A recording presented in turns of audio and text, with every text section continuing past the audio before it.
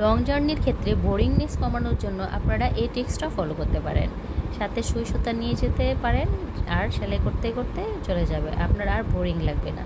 এভাবে আপনার সময়টা চলে যাবে, সেলাই করতে করতে যাত্রাও হবে আর আপনার কাজও হবে। এরকম টিপস অ্যান্ড ট্রিক্স পেতে